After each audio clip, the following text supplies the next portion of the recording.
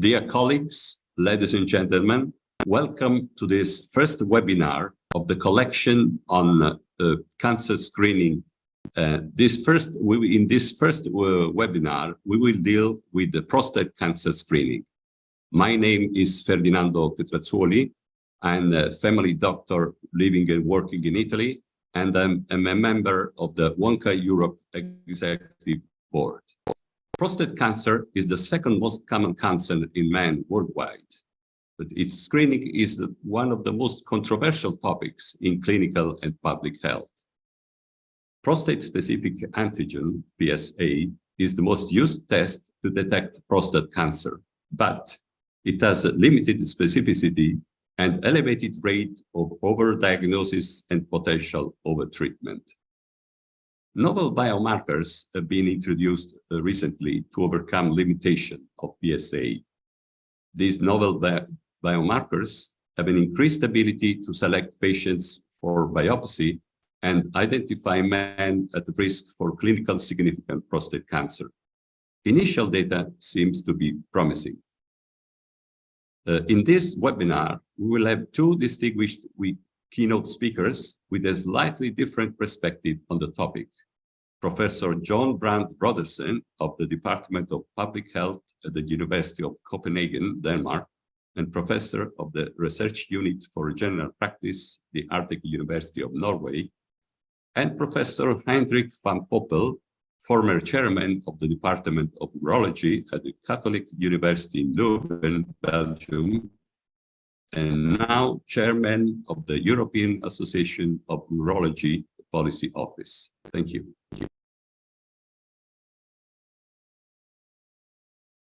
Hello, ladies and gentlemen, dear colleagues.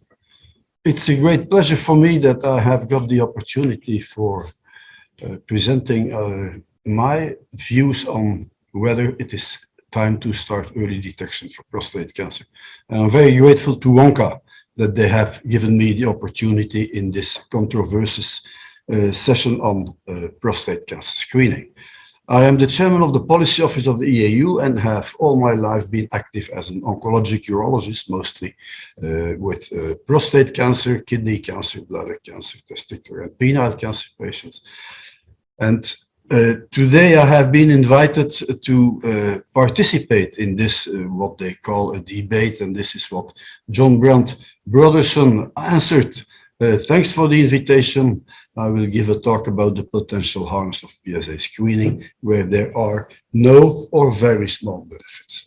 My reply was, I hope that this is going to be a constructive session, not a pro and contra, but rather how do we take it from here? And I'm sure that that will be the case. There is something that is not okay with prostate cancer. And if we look what happened in Europe, you see the figures here in 2010. You see that there is 92,200 men dying from prostate cancer. And in 2018, there is 107,000 men who died. Despite the fact that we have better diagnosis, that we have better treatments. Okay, we know that it's the most common male cancer in the EU. 1 out of 7 men will get it. In Europe, it's a non-preventable cancer. It's not like lung cancer, bladder cancer, kidney cancer that are all mostly induced by smoking and environmental factors. And it's asymptomatic in its curable stages. So there's no symptom that may alert you of having it. And there is no population-based screening program. Like since 2003, we have breast, colorectal, and cervical cancer screening recommended by the European Union Council. Now, the game changer has been PSA. And before PSA existed, and you see here in the 70s and the early 80s, 1 out of 3 up to 1 out of 2 men diagnosed with prostate cancer died of their disease before PSA existed.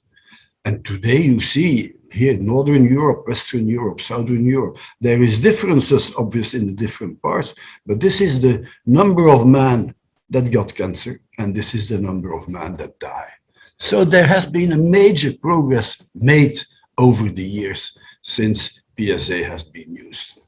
And this is typically what we can see, this is the increase in incidence of prostate cancer. That's a real increase, maybe partly due to the fact that men get older. And when you get older, the likelihood to get prostate cancer is higher. But the consequence of introducing prostate specific antigen here in 1980s has been this overdiagnosis that we have been blamed for, because many men were diagnosed with a prostate cancer that would never harm them. But we didn't know that, and we have treated these men, overtreated, and made them suffer the harms like urinary incontinence, potency problems, rectal damage, and so on. And I must admit, I've been doing more than 3,000 radical prostatectomies in my life. And in my initial experience, I have indeed inflicted radical prostatectomy to men that today we should not even consider for being either diagnosed or treated any longer. But at the same time, you see that there has been a decline in prostate cancer mortality. Don't hear me say that this is due uniquely to PSA, but certainly it has a role to play. And the problem, obviously, with prostate cancer is that if we do autopsies on men that die in a traffic accident, and you are between 50 and 59 years of age, 44% will somewhere in their prostate. When we dissect the prostate completely, we will find some cancer there, which is mostly insignificant, what we call indolent, low-grade, insignificant cancers. And when you're 80, the likelihood is 80%. So the more biopsies you take, the more cancers you will detect, insignificant cancers, that you would better not have known that you had it. But by doing so, with this overdiagnosis and overtreatment, between 2005 and 2009, look at the improvement in prostate cancer mortality that we have achieved. It's really, there is no cancer did better. And as a urologist, I look at the very few progress we have made with bladder or with kidney cancer. But look what we did with prostate cancer. But because of this overdiagnosis and overtreatment, the United States Preventive Services Task Force in 2002 already had a plea against, but in 2012 they recommended PSA testing not to be done in healthy men, unaware of the age. So you see, while we have had the European randomized studies, this is in 1992, a pilot study, the American study, but finally you see that in 2012, this United States task force has recommended against screening in all men. We have recognized this overdiagnosis in the European randomized screening trial up to 45 to 50%. So we needed to do something about it. But in the meantime, 5 years after these recommendations in the United States, you see what happened with the primarily diagnosed prostate cancer man. Localized disease has decreased, but patients detected with prostate cancer with positive lymph nodes at diagnosis or with bone metastasis has increased since 2005 up to 2015. And over time, this is 2004, 2013, the number of patients that were diagnosed in a metastatic stage that were not cured and could only be treated with androgen deprivation therapy and drugs and second line, you see that prostate cancer has been detected more and more in too late stages over time due to the recommendations against PSA testing. And this is the most recent paper. You see, this is 2022 from the veterans in the United States. In 2005, there was a screening rate of 47%. In 2019, the screening rate has come down, again because of this propaganda against PSA testing, and the metastatic rate at the same time has risen from 5.2 up to 7.9 in 100,000 men. That's the consequence of less testing. Moreover, we know that if you need to treat early disease, that the cost is very low, like in this man with surgery and radiotherapy. And this is in euros, 5,000 euros. But when you are detected too late, you need medical castration that today costs 11,000 euros. And then in the last 2 miserable years of your prostate cancer life, you survive longer with the drugs we have, but the quality of life due to castration and side effects is poor, but this costs about 240,000 euros. And this is what policymakers have understood, because we made them aware of the fact that treating early disease as compared to treating castrate refractory prostate cancer is a huge financial implication. But let's come to a couple of figures in Europe. This is in the UK. Prostate cancer death has increased by 17% in 10 years. Today, more men die from prostate than women from breast cancer. And we should not start prostate cancer early detection programs. In Germany, it's today the male killing cancer number 2 after lung. And this is an important investigation. Patients that are detected with locally advanced disease, with invasion of the seminal vesicles or extracapsular extension. In 2008, primarily diagnosis T3 stage was not 30%, and now today it's 50%. And we can still cure a couple of them, but many of them will suffer progression and go to metastatic disease. And in Sweden today, it's the killer number 1. We know from the randomized trials, and there is no doubt, and nobody can contradict this any longer. There is a reduction in prostate cancer death that is not minimal, that is not small. It depends on the length of follow-up you give. After 11 years, there's a 21% reduction. This means if you only survive 10 years, probably it's not wise to do early detection programs. But 14 years, you see the reduction is already 44%. And we know from the studies with a longer follow-up that it's even higher. But you see, if you only survive 10 years, the difference is minimal. But if you start at 50 years of age, where today in Belgium, for instance, the mean life expectancy is 83, this is 33 years of age, the difference will be huge indeed. And this is what I referred to earlier, the Rotterdam cohort.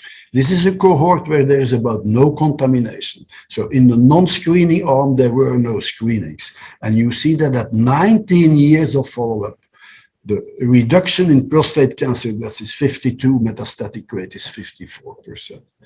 I do not want to hear any longer that people say that there is no difference or just a little difference in prostate cancer mortality. And then finally, we should not continue doing the wild opportunistic screening that happens today. And I agree with everybody that is not the way to go, where a man asks for a PSA or a GP asks for a PSA. Because simply, and this is shown from the data from Sweden, wild opportunistic screening has about no effect on prostate cancer mortality. An individual patient can benefit, but population-wise, this will not impact on mortality. And it is costly. And there's an overconsumption, and it's used in men that do not deserve it because they're too young or too old. It's done too frequently. There's too many MRIs, too much blood samples. And on top of that, this does not avoid what we absolutely want to avoid, overdiagnosis and overtreatment. And also this is what the politicians understand, that the opportunistic screening that is now heavily used should stop. So there is 4 reasons to change things now. We need to decrease prostate cancer death. We need to stop the increasing rate of too late diagnosis, avoiding these huge expenses that I said. We need to stop the costly and inappropriate opportunistic screening to finally improve the quality of life of prostate cancer patients. And opponents will say, yeah, you have to prove that with MRI you're indeed going to impact. We know that screening decreases prostate cancer mortality. If on top of that you use MRI, you will avoid overdiagnosis. You will avoid overtreatment as well. So we do not need new randomized clinical trials for any new biomarker, be it MRI, be it 5, be it Stockholm 3 test, be it 4K. We do not need that any longer. All these will further decrease overdiagnosis, but the impact on mortality will only be better. So what did we undertake with the European Association of Urology?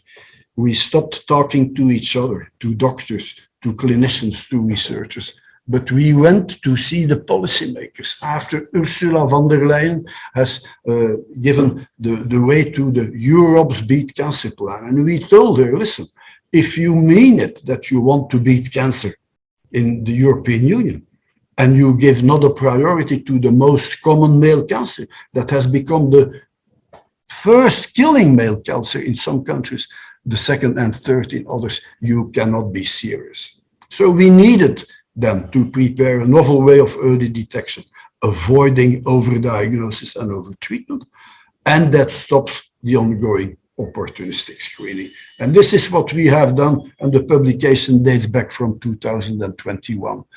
And it's written in European Urology, the highest impact factor journal in our profession, with recommendations for the European Union and the European Commission.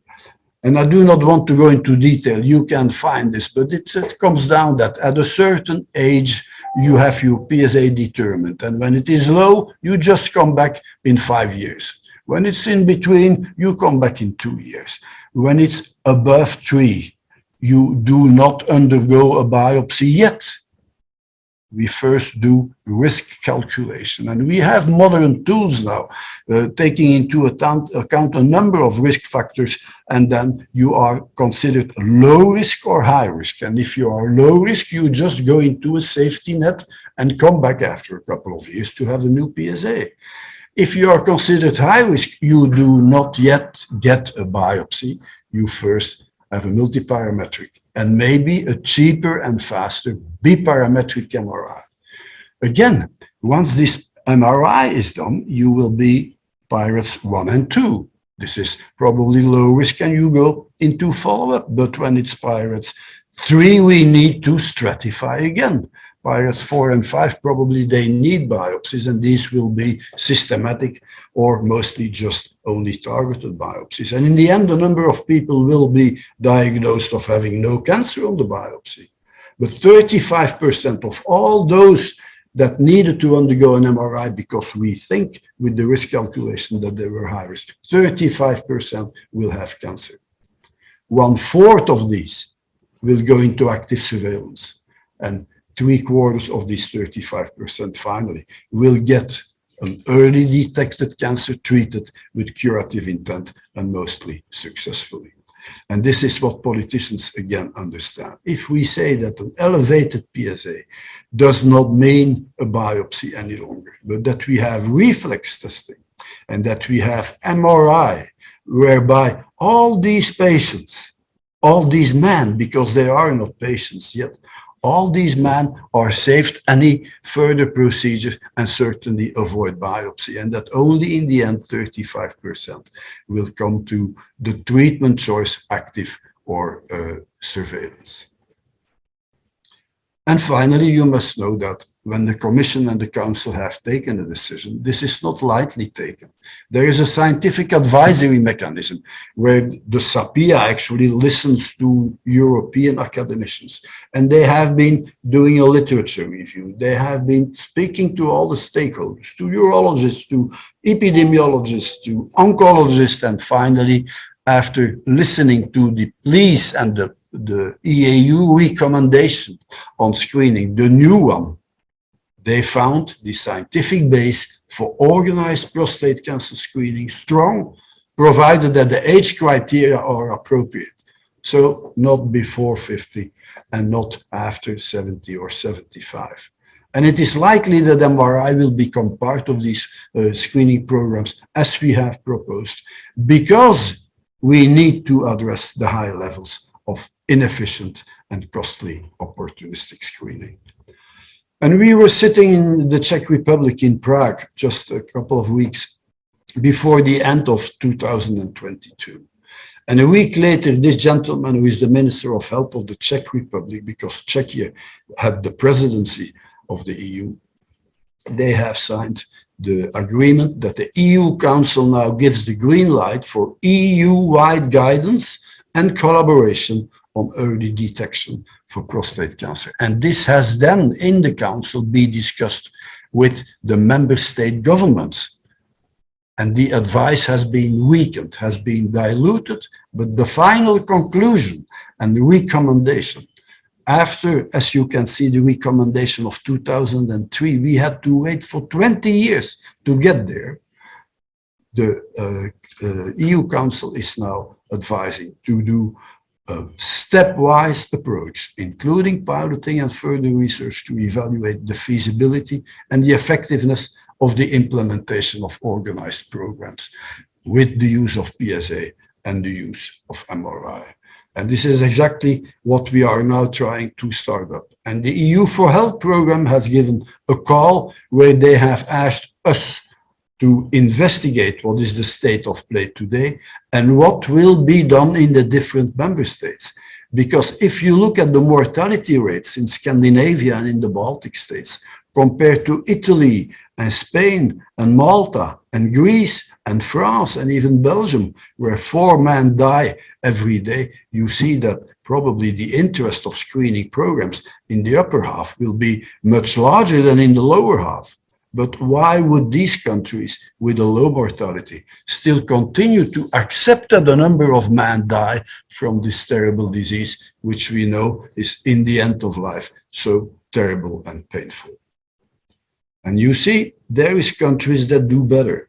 This is the median. If you take 0 as the EU median, you see what is the difference in prostate cancer mortality in, for instance, Estonia as compared to Italy. So the member states now have to start up piloting to see what happens in their country. And listen, simply an example from my country. This is the number of patients that underwent PSA testing that has increased up to 2010, but when the recommendations against came, there has been fewer prostate cancer testing immediately translated in an increased mortality. And this is what I just talked about. The EU for Health has placed a call, and we have applied for a grant from the European Union Health for 10 million euros, with which we will start in the first work package to look at the needs assessment in the different member states, the state of play, the psychosocial effects, the indicators of screening.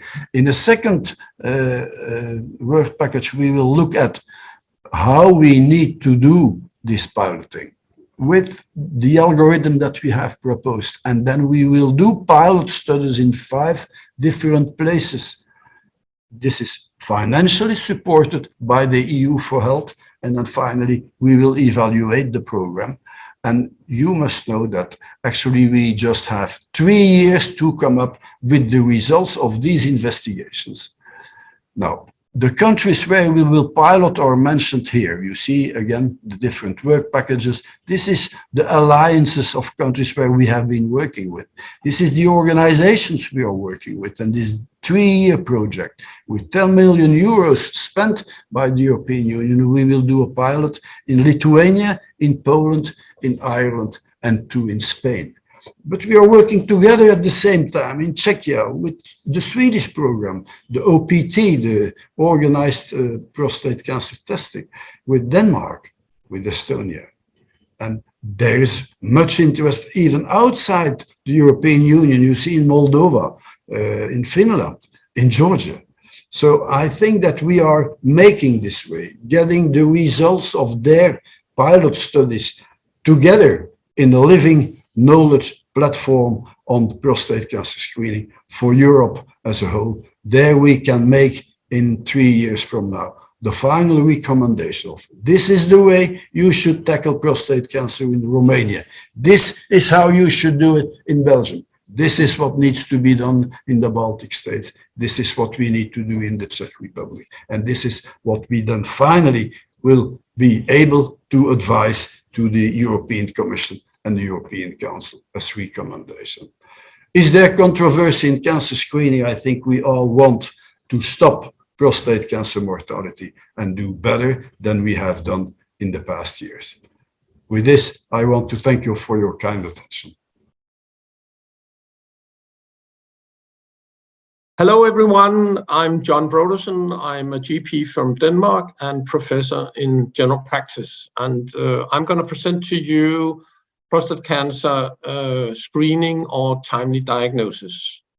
The content of my presentation goes in 5. So first I will declare my conflicts of interest. Then I will set the scene, talk about pros and cons in medical screening, talk about PSA screening, and wrap up with my conclusion.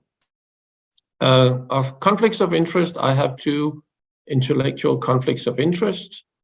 I'm a member of the board and the scientific committee of this society called Preventing Overdiagnosis.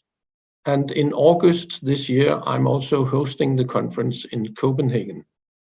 It goes from the 14th to the 16th of August. And for those of you who are interested in participating, please visit our website and read about the conference. I've also been a co-author of this textbook on overdiagnosis. For now, it's in Danish only. However, we hope to get it published in English. And as you can see on the English side, it's called Soon We Will All Be Patients. It's a textbook for university students going at the faculties of health and social sciences. And it goes in 8 chapters about overdiagnosis. So let me set the scene for this presentation. In general practice, we have 7 core values, at least in the Nordic countries. And for this presentation, 2 of the core values are very important.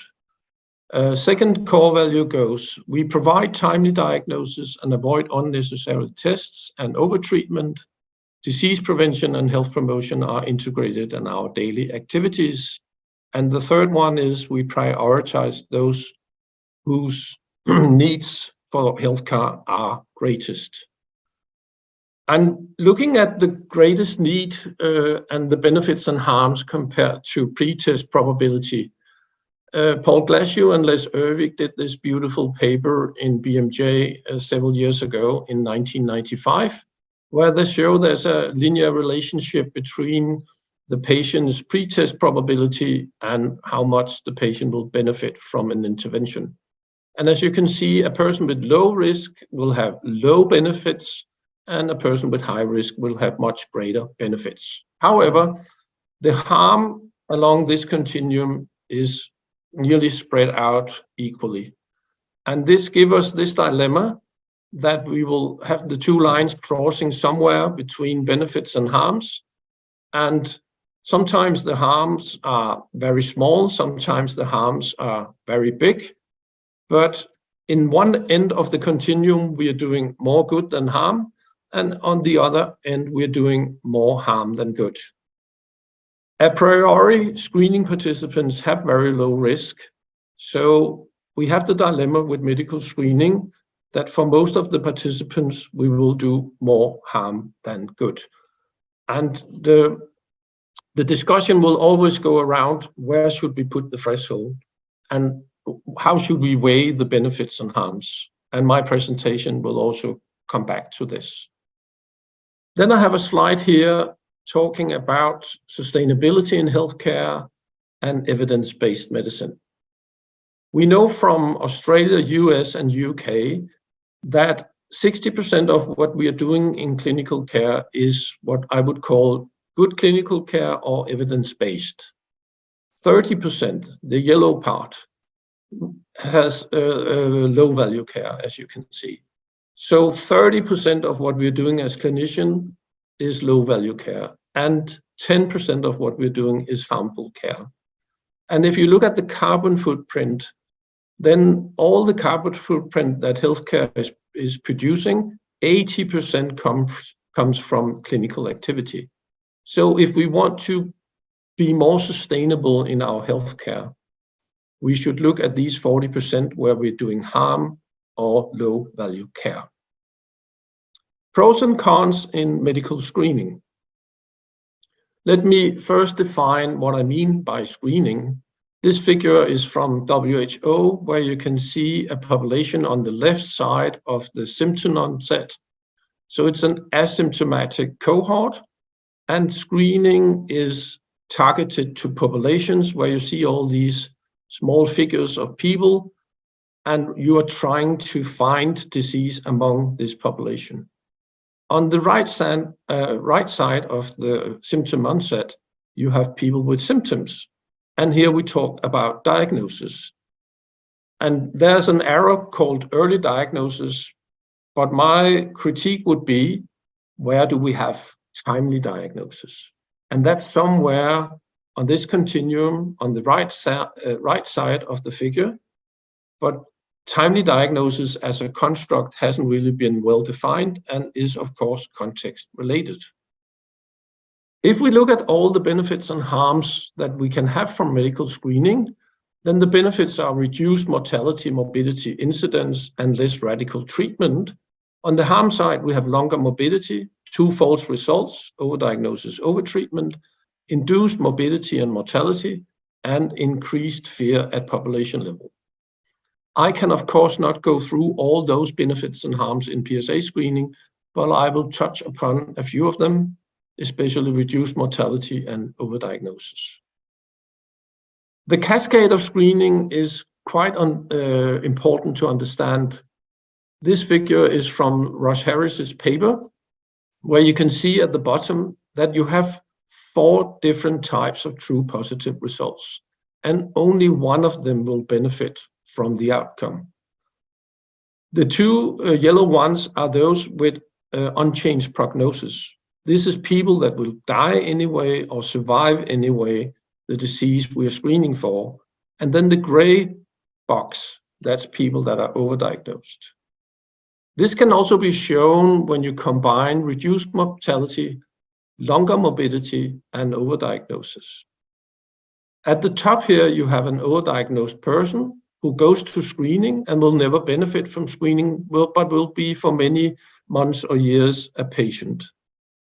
Then you have the person not participating in screening, will not benefit from the screening, and will not have a longer morbidity because they're not participating.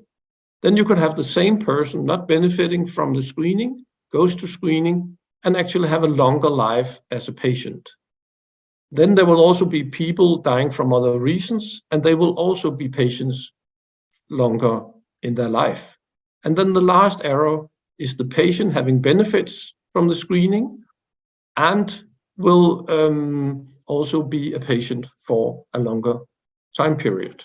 So you produce the yellow periods, that's longer life as a patient, and the green area is the benefit where you probably live longer.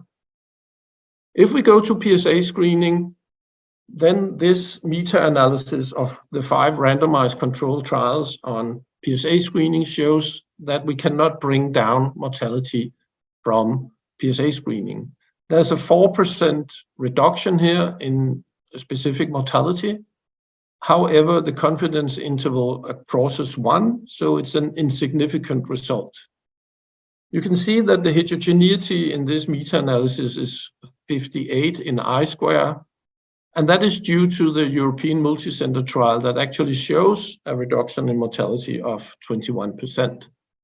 Let me do some other, let me show you some of the harms from these trials. And this is localized prostate cancer indicating overdiagnosis. And here you can see that the meta-analysis is showing 39% of overdiagnosis. However, the heterogeneity here is tremendously high, 99%. So we don't really believe in this result unless we can explain why we have this heterogeneity. When I look at the bias assessment, we don't have any of the 5 trials that are actually high quality trials. And contamination, one of the biases here, is affected in all 5 trials. Contamination is about how many PSA tests that was taken in the control group, and it's a problem because it diminishes a positive effect, and it also dilutes an effect on overdiagnosis. Let me do some cherry picking now, and let's say that I believe in the European multicenter trial. The authors of this trial have shown that if they follow people for 9 years after the screening, then you need to invite 1,410 men to avoid 1 death of prostate cancer. And at the same time, the incidence will increase by 70% and 47 will be overdiagnosed. If you follow the same men for 11 years, then overdiagnosis decreases, the incidence is around the same. If you follow them for 13 years, again, overdiagnosis decreases and incidence is around the same. And 16 years, you have an even lower degree of overdiagnosis. This has brought a hypothesis that you should screen men when they are younger. And this Swedish study published this year, which is a modeling of the Swedish Gothenburg trial, shows that you should maybe even start screening men when they are in their 50s. Because you can see from the figure that when you are around 62, then you won't find any mortality reduction anymore. If this result is true, then you would need this kind of estimates. So you have an absolute risk reduction after 24 years of follow-up, that is 0.5%, which is the same as number needed to invite to screening of 200. And what is the degree of overdiagnosis? We don't really know. However, there's no effect on the specific mortality reduction in PSA screening if the man is older than 62. If we believe in this result, then this figure I showed you before, where you had the overdiagnosed person at the top, you had the rest people participating in screening with no benefits at the bottom, and then the person benefiting at the absolute bottom. This figure will change a lot, because if you have such a long lead time and you have to screen men when they're in the 50s to reduce the mortality, then you are increasing longer morbidity. Let me also give you some results from the pragmatic everyday life in general practice. This is a study from one of the 5 health regions in Denmark. This is Peter Hjertholm's PhD. And what he did here was he compared all the GPs' numbers of PSA testing in general practice. Then he separated the GPs into a quartile of people, of physicians taking very few PSA tests, and a quartile of the highest users.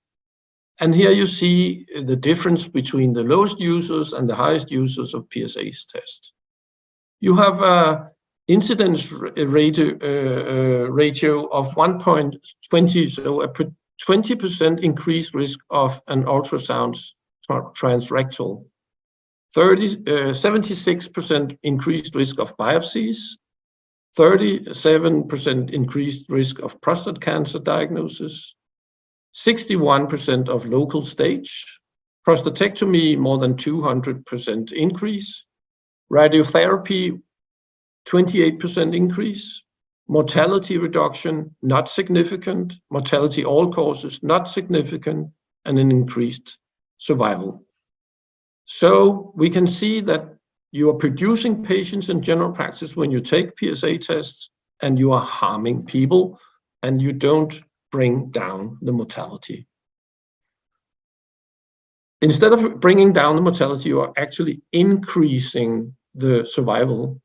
And this leads me to this popularity paradox described by Raffel and Muir-Gray in their book, where more survival stories will be told, more screening seems more useful, then patients and politicians will plead for more screening, and then you implement more screening, and then you increase overdiagnosis. and then you have an evil circle. Another problem that I have published with one of my colleagues is the lower urinary tract symptom. We have seen in many guidelines that guidelines recommend PSA testing when men have lower urinary tract symptoms. However, in this study, we did not find any causal relationship between LUTS and prostate cancer. So this could also contribute to the overdiagnosis. Paul Glacier's paper from Australia beautifully shows this problem. Here you see that in men, that nearly half of the men that are diagnosed with prostate cancer are overdiagnosed. Finally, what about the social inequity around PSA testing? We have a study here from Denmark showing that PSA testing without clinical indications was associated with higher educational level. And Gilbert Wells have shown the same in US, that for breast cancer, prostate cancer, thyroid cancer, and malignant melanoma, you see this social inequity where you have a higher incidence of those cancers in rich areas, lower in the low-income areas, and the same mortality. So strong indications of overdiagnosis, where overdiagnosis is more common in the healthy areas than, in the higher income areas than in the low income areas. Let me end with my conclusions. If I look at the benefits and harms in PSA screening, I see that the harms are big, tremendously big, and if there are any benefits, they are very small. I think we have to, as GPs, to go back to our core values and say, do we actually here provide timely diagnosis? And do we do unnecessary test and overtreatment? And the answer is no in PSA screening. And do we prioritize those who are at greatest need?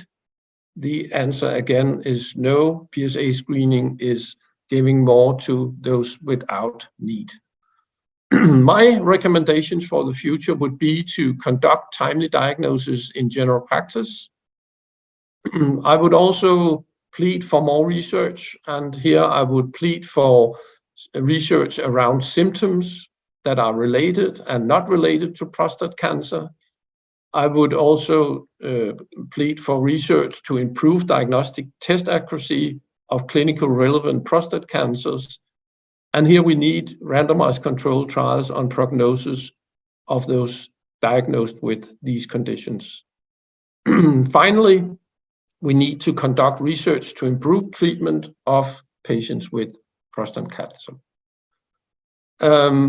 My final slide before I say thank you for your attention is please, for those who are interested in overdiagnosis, come to Copenhagen, participate in our conference, and thank you for your attention. Okay. Ladies and gentlemen, good evening. First of all, thank you very much, Professor Van Poppel and Professor Brand Brodersen, for your very interesting presentations. We have received quite a lot of questions from the audience. And of course, the first questions are mainly for Professor Van Poppel, mainly people seems to, I tend to summarize, since there are quite a lot, I tend to summarize these questions. Some questions are related to the huge differences between the mortality of prostate cancer between countries. I'm lucky since I'm Italian. It seems that we have very few people who dies for cancer. How can you explain this fact? Because in Italy, actually, there is no real well-organized cancer screening program. It's morely, maybe it's quite spread, but it's still opportunistic, but so wide it is like it were a well-organized screening. Can you explain this fact? There are indeed big differences, as you have seen from my slides. you see the Baltic states, Scandinavia, then you see in between there is also on the top is Slovenia, there's Croatia for that is Southern Europe. There are certainly genetic factors that you have more cancer and more aggressive cancer in the north than in the south. Also in the south there is probably exceptions, but Greece and Italy and Spain and Malta are doing very well. Environmental factors, obviously. This has probably to do with dietary factors. If you look at Asian diets, Mediterranean diets, avoiding animal fat is an important difference also between North and South. It's said that red wine drinking might help not getting prostate cancer. Sunshine, vitamin D, which is a problem probably in Scandinavia. So I think there's multiple factors that make these differences. On the other hand, there might be countries where the registration of death due to prostate cancer is not optimal. So that people that have prostate cancer and die from something else are quoted as dying from prostate cancer. So I gave you these statistics simply to show that there are differences which will make that member states that are now recommended to start doing pilot studies to see whether it's feasible, cost effective, whether it can indeed be done in a certain area, that what is the best way that we do it in this and this and in that country. Okay, let's also have some questions for Professor Brodersen. There is a could I start with also commenting on the same issue? Okay. I agree with Professor Van Poppel that it could be multifactorial why we see these differences in mortality. However, we also know that sticky diagnosis bias is going on. Sticky diagnosis bias is that when you have the diagnosis as a male, prostate cancer, then the possibility that you will have it as cause of death is higher. So if you have a great deal of overdiagnosis in a country, then the mortality rate will be overestimated in that country. So my guess, my hypothesis, because we don't know, is that these differences are due to the validity of the death certificates. So a lot of those mortality rates are biased. That's exactly what I wanted to say, that there might be a registration bias here. I agree. Well, okay, there is a question that I think that you can both answer this question. It's about the family history of prostate cancer. So there is one of the participants who proposed, can we just do an extensive cancer screening for those who shows familiarity for prostate cancer? Black population, he says, father or brothers affected by this disease. Okay. Does it make sense for you? Okay. First, Professor Van Poppel. I need to explain something very clearly. What we want to do is screening a healthy male population between certain age limits that are not suspicious by any way to have prostate cancer. I believe that if you talk to this about men that have risk factors like African American origin, a lot of tumors in their family, the BRCA2 gene mutations, a strong family history of prostate cancer. This is not people that belong in an organized population-based screening program. This is men at risk, so they do not fall within the limits of 50 to 70 years of age.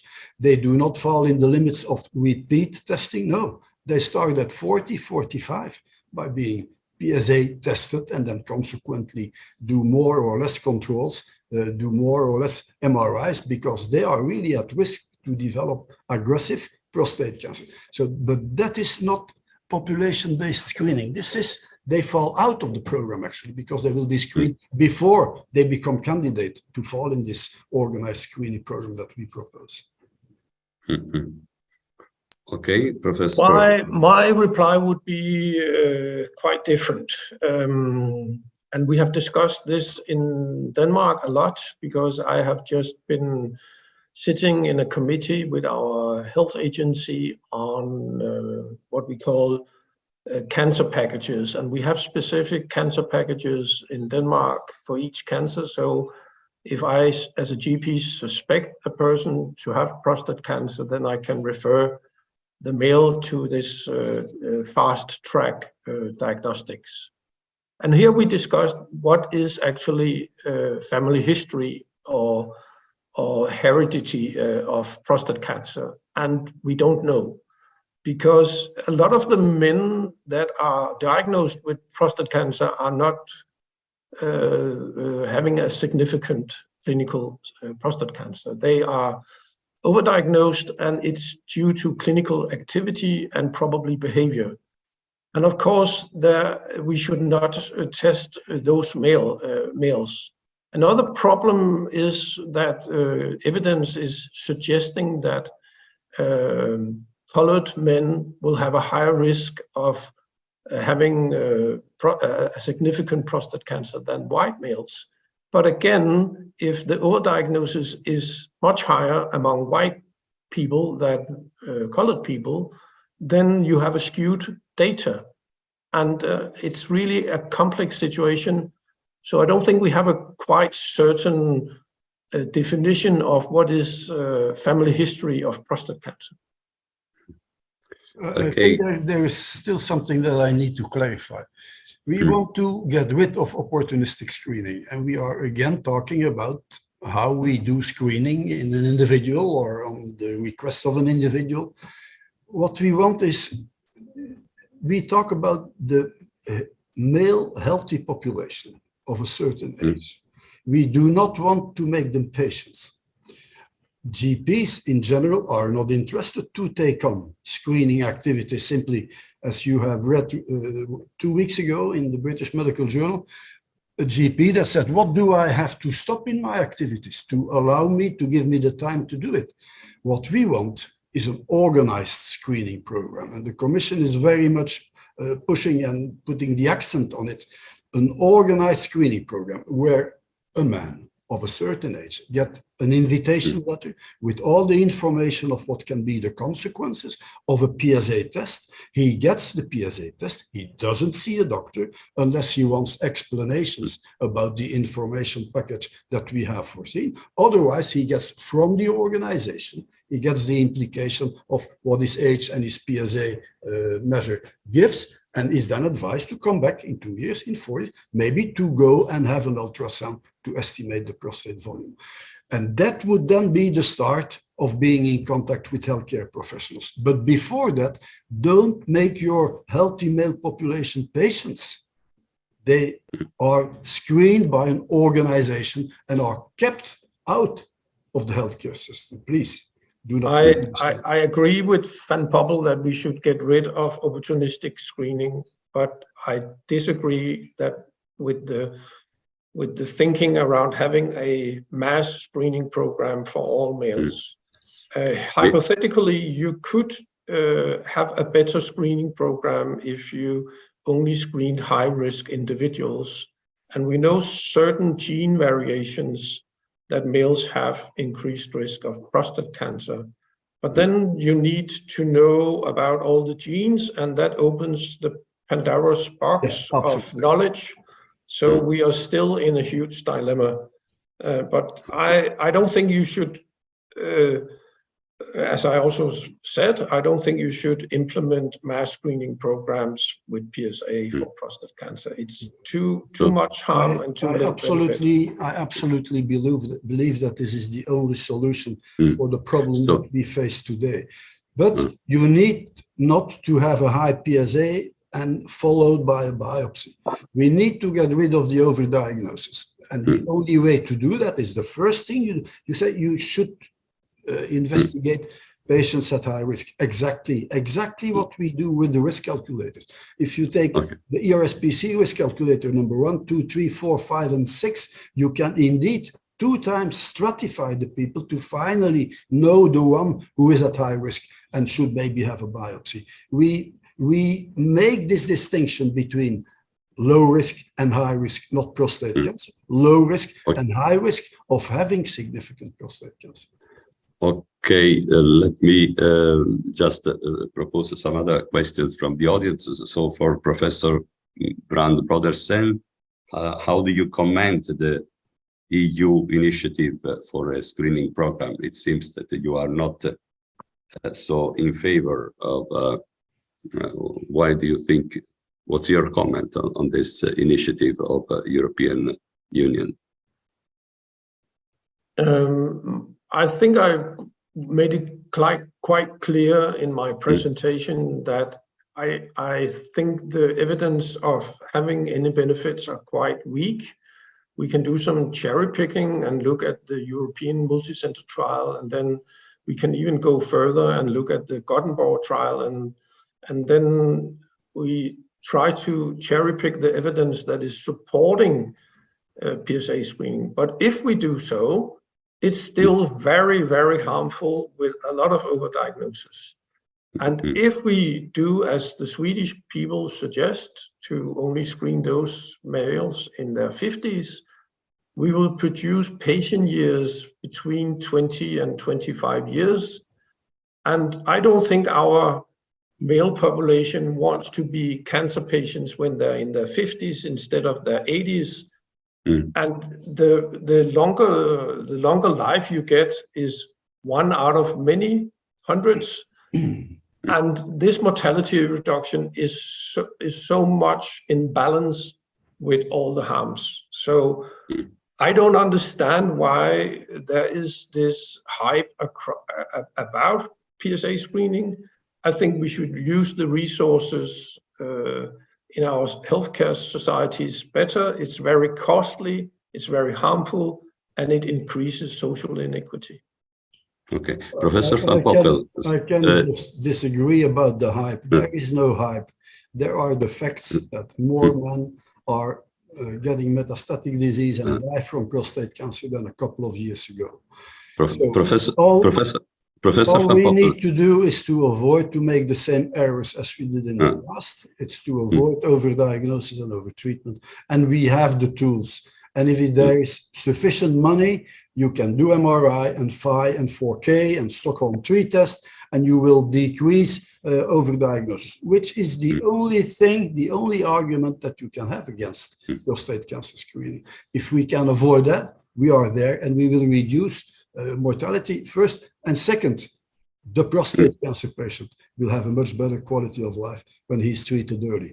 Are there harms from early treatment? There are harms, but we can cope with them.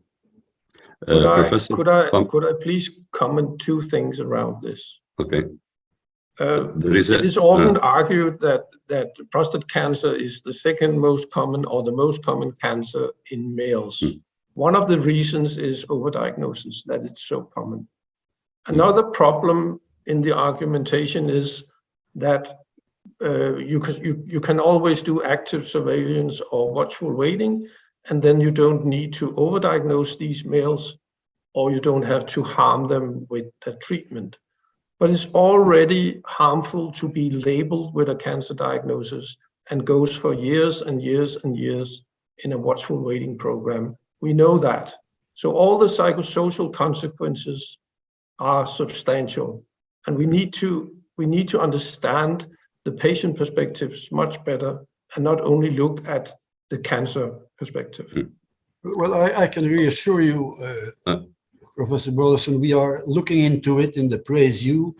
We have a Danish group, by the way, who will take care of the psychosocial aspects and implications of these programs. We have some work to do, and I really agree on that. And the Commission has given this advice not to start screening tomorrow, but they believe that it will decrease mortality and improve quality of life and reduce opportunistic screening. But we need to do some work for the 3 years to come. But I'm pretty sure that we will then be able to say, this is the way to go. This is what you need to do in this country, in this place.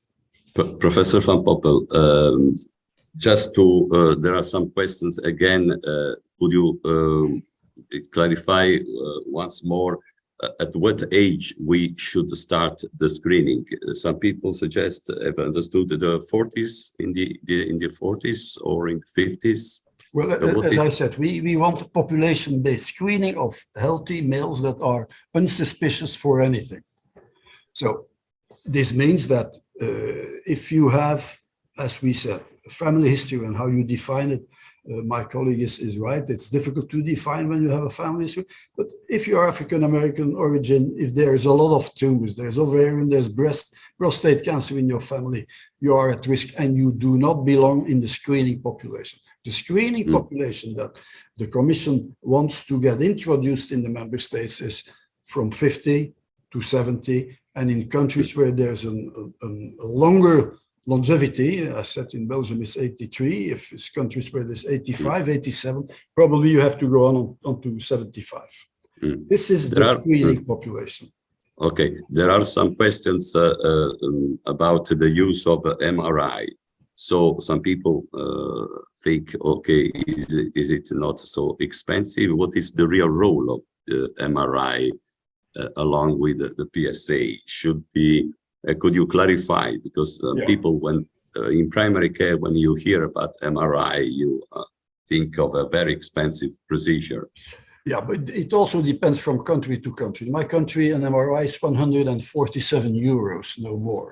But this is to be negotiated by the policymakers and the healthcare providers. But the MRI is obviously one of the game changers because it avoids you from the group of people that are considered to be high risk by the risk calculation done before. A group of patients will be Pirates 1 and 2, some will be Pirates 3, and some will be Pirates 4 and 5. But after this MRI, you can do a new risk stratification to finally show who will have the biopsy. So the key role for MRI is to avoid to biopsy too many patients. And the cost indeed is important. There is countries, I give as an example, Romania, they do not have enough MRI machines to ever think about implementing the algorithm, including MRI. But you must know, everybody must know that the most important tool that we have to avoid overdiagnosis is the risk calculator on the one hand, and it's the prostate volume. PSA density has been shown in the RSPC to be the most important factor that predicts that someone has a significant cancer chance or not. So it might well be that in countries where MRI is not available, that they have to stop it with risk calculation and just PSA density.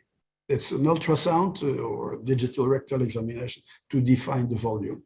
And they have to stop there and then decide on biopsy or not.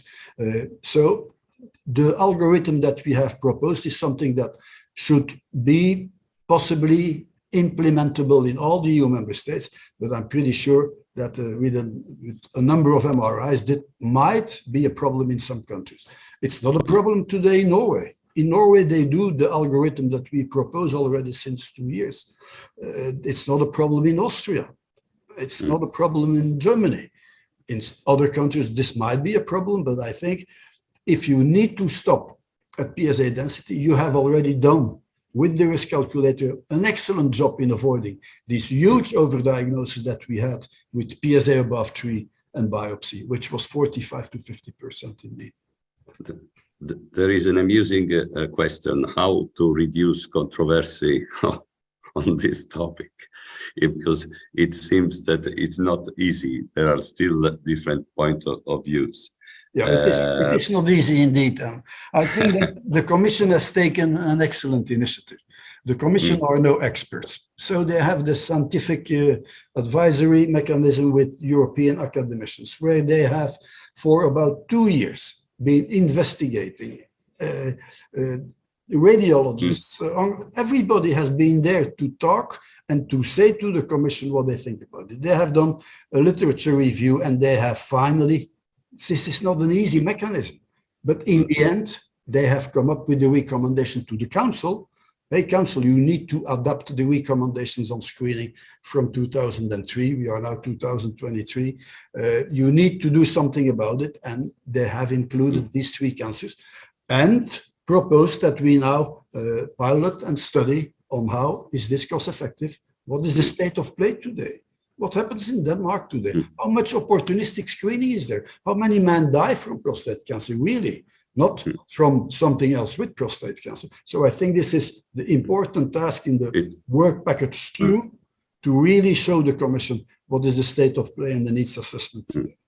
I think that we are over the time, but still the discussion is interesting. Yes, please. I say something to the last question.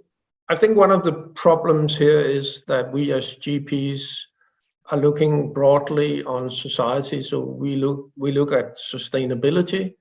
We are not only focused on one disease, like Van Bommel is an expert in prostate cancer. We are experts as generalists. And one of the controversies here is that we have a totally different perspective on healthcare, and we look on the whole healthcare. And if we should screen for every cancer, and if we should do all these things for every cancer, we would not have any healthcare systems that were affordable in any country, because it's too expensive, and we are producing patients, and we are turning all healthy people into patients. So screening is not sustainable, and screening is not the way to go. It's too harmful and is too little beneficial. Okay, there is a question for Professor Van Poppel. Is it evidence-based that a reduction in the screening has caused an increased metastatic tumors? Is it evidence-based, or is it just, let's say, what's your... The increased metastatic... Yes, some of the questions say if it's the relationship between this reduction in the cancer screening in the last 10 years with an increased metastatic tumors. Is this occasional, or do you think it's there is an evidence that the screening is important? I think this is very clear from the reliable registries that we have worldwide, that there is an increased metastatic rate, an increased rate of too late diagnosis. I think there's no doubt about it. Look at the SEER, look at the veterans, look at the UK. I think these data are absolutely reliable, and there is more and more people that are diagnosed too late. So we need to do something about that. And that's why I do not agree that we need to do new randomized trials. One could say you propose an algorithm with MRI. Did you prove that this decreases prostate cancer mortality as compared to non-MRI? No, but we will do it, and we will register it, and we will see. If we start screening programs today, the mortality data will have 15 to 20 years to wait for them. We know that prostate cancer screening, population-based, organized prostate cancer screening reduces mortality. It reduces too late diagnosis. Will reduce opportunistic screening that is ongoing now, and that we absolutely need to stop. So for me, we need to start things up and then register, make the European platform, as I just spoke about it, that we can gather all the data. What will they do in Denmark? Will they start a program in Odense? Will they start a program elsewhere? Look at OPT in Sweden. I think that's the best example. They can show how they do it. They do not screen a population, all men from 50 to 70. They cannot afford to do that. But they do the men that are 50, those are 56, those that are 62, and those that are 70. And next year they will start by doing the others. I think that's the way that it will be gradually implemented. And I also comment on this. I think, yes, this will be the last comment, because we have to close, because we are running a bit behind the schedule. So your last comment, and then we have to close this session. We cannot assess if a screening program is beneficial or harmful using state shift. We can only say that state shifts can be an indicator of a beneficial effect or a harmful effect. We need randomized controlled trials to be sure that a state shift is what we call an absolute state shift and not a relative state shift. So if you have a lot of overdiagnosis, then you will always have a relative state shift. you will not have an absolute state shift, and you need a comparator. So if you have a non-randomized ecological trial, you cannot say whether your state shift is beneficial or harmful.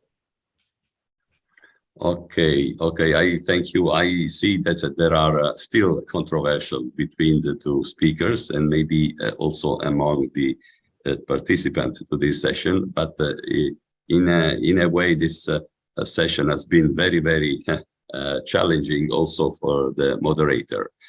Thank you very much, Professor Van Poppel and Professor Brand Brodersen, and thank you very much to all the audience. Okay, bye-bye. Thank you for the opportunity. Thank you very much. Bye-bye.